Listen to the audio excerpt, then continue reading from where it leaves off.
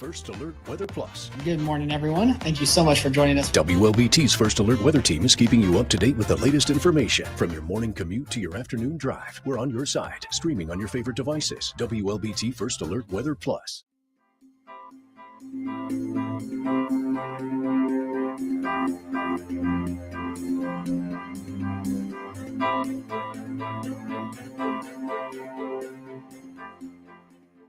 WLBT's First Alert Weather Team is committed to your safety with 6 hours of continuous team coverage. This is a relentless storm, Dave. We're fortunate we all made it out alive. And our network of sky cams across the state alerting you to danger, bringing you live footage of tornadoes as they touch down in Wathau County. Look at this, Chase. Guys, look at that. This is ground zero almost. I mean, this is really hard to stomach, like I said. We take our commitment to being on your side seriously, and together we're Mississippi Strong.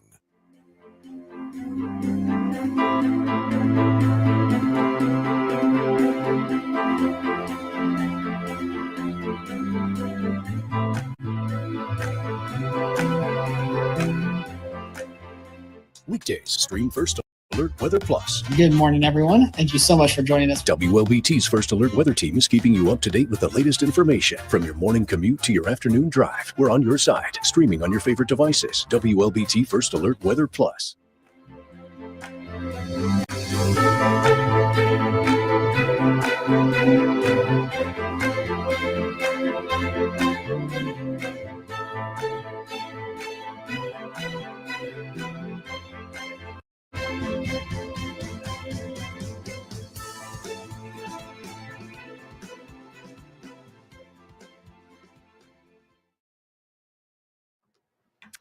All right, good morning, everyone. Happy Monday. It's a chilly start to the week, and I don't know if you've heard, but it's also Groundhog Day, and the verdict is in. It did looks like Puxatawny Phil did see his shadow, so that means more winter and 6 more weeks of it. It sure feels like it outside, but eventually we will see some warmer weather for us here at home by the time we get to this afternoon. But we're going to say warm and a little bit on the rainy side, at least for the early part of the week. And then we've got a brief cool down by the time we get to Wednesday, Thursday or so.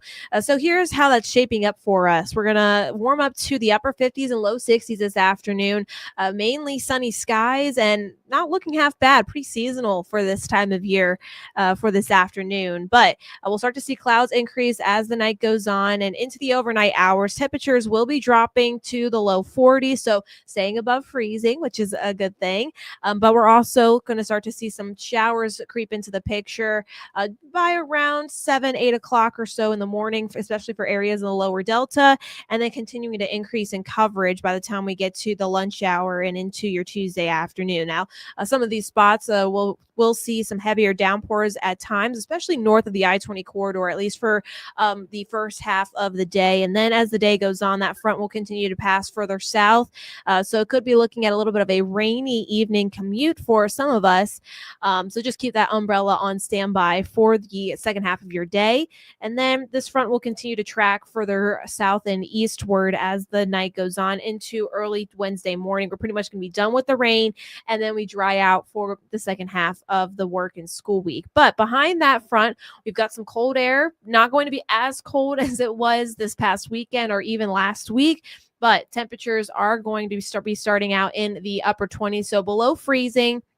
Mainly on Thursday. That looks like our best chance to be dealing with some frost and light freeze conditions, but it's not going to be for very long. We're going to quickly rebound above freezing by the time we get to Friday morning, and then especially going into this weekend. Now, we're also going to see a slight drop in our afternoon highs. We'll be in the 60s today and tomorrow, but then that cold air sets in. So upper 40s and low 50s Wednesday and Thursday, but again, doesn't last very long. We're going to be right back to the mid 60s by Friday and looking at pretty much the 60s into the end of the weekend and early next week. So if you're not a fan of the cold weather, I've got good news. We've got more warm weather on the way that looks to stick around for quite some time, not just a singular day where we're actually feeling a little bit more comfortable outside.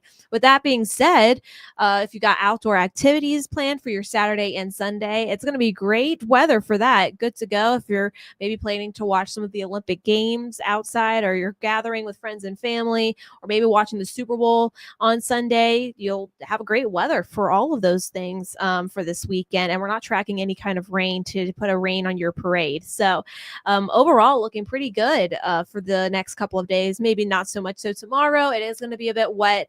I'm not talking about all day washout, but there'll be hit and miss showers throughout the day. So you may run across that until just after sunset, but you may see a little bit more rain the further south you go going into Tuesday night, and then we really dry out by Wednesday morning. So overall, looking pretty good for the next 7 to 10 days. I'll leave you with this. Looking ahead again today looks pretty good. Temperatures in the upper 50s, low 60s.